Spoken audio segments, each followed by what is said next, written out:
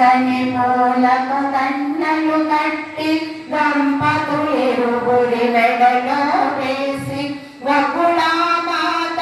అక్షింతలేసి తీరని కోరిక తీర్చుకొని కోడలను తన బొట్టన పెట్టి పట్టు చీరలు ఎన్నో ఇచ్చి 7 వారాల నగలను పెట్టి అత్తమానే మురిసిపోయి బంధు జనాల మనసులోన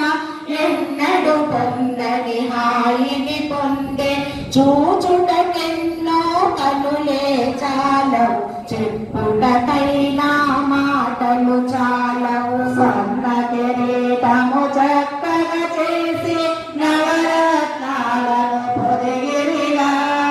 ఆకాశరాజే ఆనందముతో శ్రీనివాసుని చిరసను ఉంచే 5 రోజుల పెండ్లి ముచ్చట్లు సందడిగానే జరిగెనుగా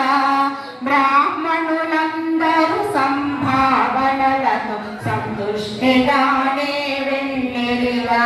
అప్పగింతలు ఆకాశరాజు ధరణీదేవి క్షీరధారలతో పద్మావతిని శ్రీనివాసుని చేతిలో పెట్టి అప్పగింతలని చేసిరిగా ముల్లోకాలకు మూలము అయిన జగన్నాథుడవు నీవే కాగా నీ పదములనే కడిగిన మేము ధన్యులమైతిమి శ్రీనివాస నదేవిలో కన్నీరు పెడుతూ పద్మావతిని అప్పగించి వెంటను బాగుగా చూడమంటూ వకుళాదేవిని కోరినారు పద్మావతిని కూర్చోబెట్టి తల్లి తండ్రి సూక్తులు తెలిపే పాలు నీళ్ళు కలిసినట్లు ఆలు మగలు వెలగాలని అత్త మాటకు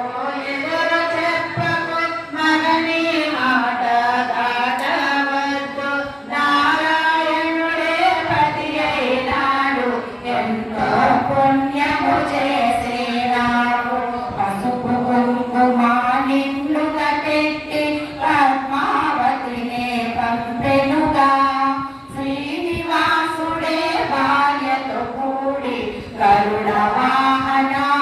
వాహనమెక్కినాడు అందవలంతా బయలుదేరి స్వామి వెనుకే కదలిరిగా